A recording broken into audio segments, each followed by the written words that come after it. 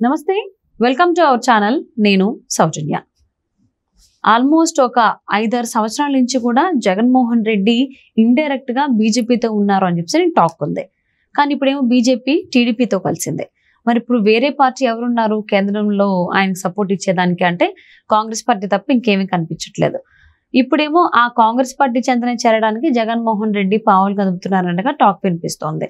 మరి అంశానికి సంబంధించి వారి విశ్లేషణని మనతో పంచుకోవడానికి ఈ రోజు మనతో పాటు ఉన్నారు senior journalist, senior political analyst CS Rao garu ఉన్నారు. వారితో మాట్లాడదాం. నమస్తే అండి. నమస్తే. ఇప్పుడు వరకు బీజేపీతో ఇండైరెక్ట్ గా రిలేషన్ ఉందా లేదా అన్నట్టుగా మెయింటైన్ చేశారు. బట్ ఆయనకు అనుకున్న పనులన్నీ చేసుకోవడం జరిగింది జగన్మోహన్ రెడ్డి. కానీ ఇప్పుడేమో బీజేపీతో కలిసి ఉండడానికి ఇండైరెక్ట్ గా కూడా రిలేషన్ మెయింటైన్ చేయడానికి ఛాన్స్ లేదు, ఎందుకంటే టీడీపీతో ఉంది కాబట్టి. నెక్స్ట్ ఇంకో ఆప్షన్ ఏది లేదు ఆయనకి కాంగ్రెస్ తప్ప. కాబట్టి జగన్మోహన్ రెడ్డి కాంగ్రెస్ లో చేరడం కోసం, కాంగ్రెస్ సపోర్ట్ తీసుకోవడం కోసం ప్రయత్నాలు చేస్తున్నారు. దానికి అనుగుణంగానే పావులు కదుపుతున్నారు అని అంటున్నారు. ఇది ఎంతవరకు వాస్తవం? అది అలా జగన్మోహన్ రెడ్డి చేసేటువంటి అవకాశం ఉందా? ఒకటేంటంటే ఇప్పుడున్నటువంటి పరిస్థితుల్లో జగన్మోహన్ రెడ్డికి ఇండియా కూటమితో టచ్లోకి వెళ్ళటం తప్ప మరొక మార్గం లేదు. ఎందుకంటే ఢిల్లీలో ఏదో ఒక అలయన్స్ తోటి ఖచ్చితంగా టచ్లో ఉండాలి. అదర్వైజ్ ఇక్కడ జరిగేటువంటి పరిణామాలు ఏంటి? డబుల్ ఇంజిన్ సర్కార్ ఏర్పడింది. ఆంధ్రప్రదేశ్లో కానీ ఢిల్లీలో కానీ ఒకే ప్రభుత్వం ఉంది. ఇలాంటి సందర్భాల్లో ఆయన మీద ఉన్నటువంటి కేసులు కానీ, ఆయన మీద ఉన్నటువంటి ఆరోపణలు కానీ, ఆయన 2019 నుంచి ఇప్పటివరకు చేసినటువంటి పరిపాలన మీద కానీ ఖచ్చితంగా ఇన్వెస్టిగేషన్ అనేది స్టార్ట్ అవుతుంది. కేసులు అనేది పెడతారు, ఇన్వెస్టిగేషన్ కంపల్సరీ చేస్తారు. ఎందుకంటే ఆయన చేసినటువంటి స్కామ్స్, లిక్కర్ స్కామ్ కానీ, ఇసుక స్కామ్ కానీ, ఇవి అసలు చాలా పెద్ద కుంభకోణాలు భారతదేశంలో అనేది తెలుగుదేశం పార్టీ మొన్నటి వరకు చెప్పినటువంటి మాట, బీజేపీ కూడా చెప్పినటువంటి మాట. అలాంటప్పుడు అధికారంలో ఇచ్చారు కదా ప్రజలు, వాళ్ళు చేసినటువంటి ఆరోపణలు నమ్మి వాటిని కనుక విచారణ చేపట్టకుండా ఉంటే వీళ్ళు ప్రజాక్షేత్రంలో పలసనయ్యేటువంటి అవకాశం ఉంది. కాబట్టి ఖచ్చితంగా విచారణ జరుపుతారు. ఒకవైపు పాత కేసులు, ఇంకొక వైపు కొత్త కేసులు, వీటన్నిటి నడుమ ఎంతో కొంత సపోర్టు ఢిల్లీ లెవెల్లో లేకపోతే మనుగడ సాగించడం కష్టం ఎవరికైనా, జగన్మోహన్ రెడ్డి గారు ఎవరికైనా. ఇప్పుడు చంద్రబాబు నాయుడుకి అధికారంలో రాకపోతే చంద్రబాబు నాయుడు గారి పరిస్థితి కూడా అదే. సో కాబట్టి ఇప్పుడు ఉన్నటువంటి పరిస్థితులు జగన్మోహన్ రెడ్డికి ఒకే ఒక ఆప్షన్ ఏంటంటే ఇండియా కూటమితో టచ్లో ఉంటాం. పైగా కాంగ్రెస్ పార్టీతోటి మొదటి నుంచి ఆయనకు పరిచయాలు ఉన్నాయి. అసలు వైఎస్ ఫ్యామిలీయే రాజకీయంగా ఎదిగింది కాంగ్రెస్ పార్టీ నుంచి. ప్లస్ ఎన్నికల ముందు ప్రశాంత్ కిషోర్ ఒక సలహా ఇచ్చారు. మహారాష్ట్రలో శరద్ పవార్ తోటి భేటీ అయిన తర్వాత ఆయన మాట్లాడుతూ కాంగ్రెస్ పార్టీ మళ్ళీ ఢిల్లీలో అధికారంలో రావాలంటే ఎన్నికలకు దాదాపు 6-7 నెలల ముందు, 1 సంవత్సరం ముందు ఇచ్చినటువంటి సలహా ఏంటంటే కాంగ్రెస్ పార్టీ మళ్ళీ అధికారంలో రావాలంటే దేశంలో ఉండే వివిధ రాష్ట్రాల్లో బలమైనటువంటి ప్రాంతీయ పార్టీలతో పొత్తు పెట్టుకోవాలి అనేటువంటి ఒక కాన్సెప్ట్ని సోనియా గాంధీని ప్రశాంత్ కిషోర్ కలిసినప్పుడు ఇచ్చారు.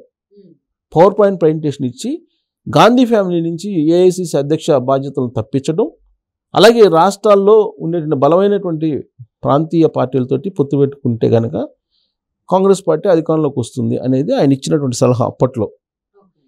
ఆ సందర్భంగా ఆంధ్రప్రదేశ్లో కాంగ్రెస్ పార్టీ వైఎస్ఆర్ కాంగ్రెస్ పార్టీ పొత్తు పెట్టుకునే అవకాశం ఉంది అనేది అప్పట్లోనే చర్చ జరిగింది. కానీ జగన్మోహన్ రెడ్డి చాలా మాట్లాడారు కదా, అసలు వైఎస్ రాజశేఖర రెడ్డి చనిపోవడానికి కారణమే కాంగ్రెస్ పార్టీ, సోనియా గాంధీని చంపించింది అని చాలా ఆరోపణలు చేశారు. వాటన్నిటికీ షర్మిల రీసెంట్గా ఎన్నికల ప్రచారం సందర్భంగా క్లారిటీ ఇచ్చారుగా.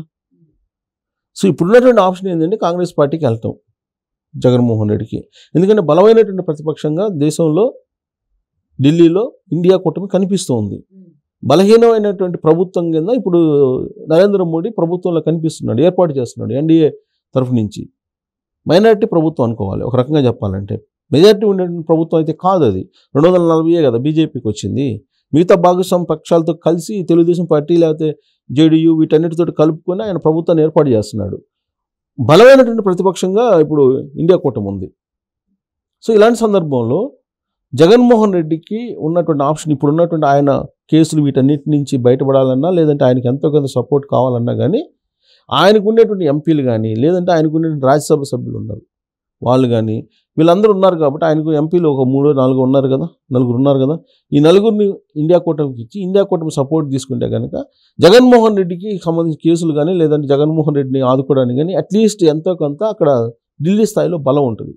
బహుశా ఆ ఉద్దేశంతో కీలకమైనటువంటి లీడర్లకి ఒక సిగ్నల్ ఇచ్చారు జగన్మోహన్ రెడ్డి కాంగ్రెస్ పార్టీకి అనేటువంటిది వినిపిస్తుంది. అంటే ఇండియా కూటమితోటి టైఅప్ అవుతున్నారు అనేది దానికి కారణం కూడా లేకపోతే ఇండియా కూటమి కూడా చంద్రబాబు నాయుడికి ఆహ్వానం పంపింది. కానీ చంద్రబాబు నాయుడు నేను ఎన్డీఏలో భాగస్వామిగా ఉన్నాను కాబట్టి నేను రాలేనని చెప్పి చాలా క్లియర్గా చెప్పేశారు. సో దాంతో ప్రత్యామ్నాయ మార్గాలను ఎంచుకుంటుంది కదా ఇండియా కూటమి, సహజంగా ఎంచుకుంటారు ఎవరైనా. సో కాబట్టి ఇప్పుడు జగన్మోహన్ రెడ్డిని తమ వైపు తీసుకోవడానికి కూడా ఆలోచిస్తుంది. ఇక్కడ జగన్మోహన్ రెడ్డి కూడా రెడీగా ఉంటారు, సహజంగా రెడీగా ఉంటారు. ఇలాంటి పరిస్థితుల్లో జగన్మోహన్ రెడ్డి బలం ఏంటి అని అంటే అతనికి తమిళనాడు సీఎం స్టాలిన్ మత పరంగా క్లోజ్గా ఉంటారు. తర్వాత తెలంగాణలో కేసీఆర్ క్లోజ్గా ఉంటారు. సరే ఆయనకి లోక్సభలో ఎంపీలు లేకపోవచ్చు కానీ రాజ్యసభలో ఉన్నారు కేసీఆర్కి. సో కాబట్టి ఇక్కడ కేసీఆర్ గురువు. ఇక కర్ణాటకలో ఆయన ఎంతో కొంత ఇన్ఫ్లుయెన్స్ చేయగలడు. బీజేపీలోనే ఆయనకు కావాల్సినటువంటి వాళ్ళు ఉన్నారు జగన్మోహన్ రెడ్డికి.